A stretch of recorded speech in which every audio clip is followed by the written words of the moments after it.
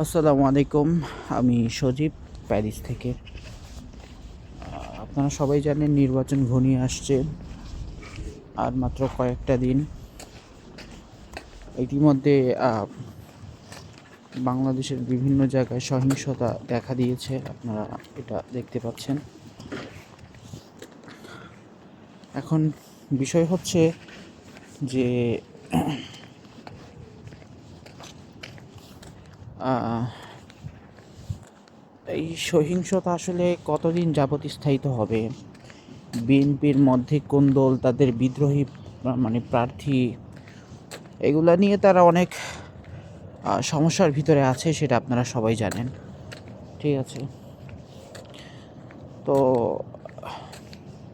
বিষয়টা আসলে পুরোপুরি ঘোলাটে। এখন ওইভাবে আসলে কেউ বলতে পারছে না যে নির্বাচন আদৌ কি সম্ভব কি না। তবে আমি যেটা ভাবছি যে এবারে নির্বাচনটা কোনোভাবে স্বাভাবিকভাবে হবে না, অস্বাভাবিকভাবে না হওয়ার সম্ভাবনাটা একটু বেশি। আর যদি হয়ও, বিএনপি তাদের পরাজয় কোনোভাবে মেনে নিতে পারবে না। এর জন্য তারা যা যা কিছু করা দরকার সব কিছুই তারা করবে।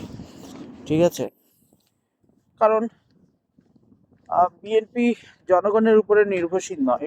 বিএনপি বর্তমানে ভারত ঘেঁষা একটি দল হয়ে দাঁড়িয়েছে, সেটা আপনারা সবাই জানেন। বিএনপির কাছে আমাদের যে আশা ভরসা ছিল, যে প্রত্যাশা ছিল, সেগুলো সব কিছু আকাশ ভরা তারা গুয়া মারা সারা হয়ে গেছে, আপনারা সবাই জানেন। আজকে তারিখটা হচ্ছে 24 তারিখ। 24-এ হচ্ছে আপনার কি বলে 24-এ জানুয়ারি 2026।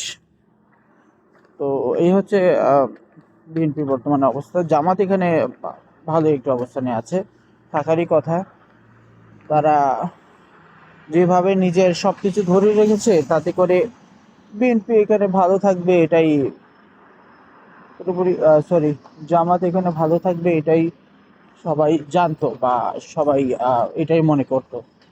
বা মাঠে যদি বিশ্লেষণ দেখেন তাহলে এটাই, যে জামাত এখানে এনসিপিকে নিয়ে অনেক বড় একটি আসন পেতে যাচ্ছে।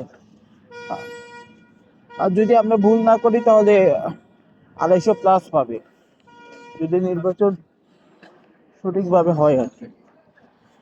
ঠিক আছে, আচ্ছা, যাই হোক,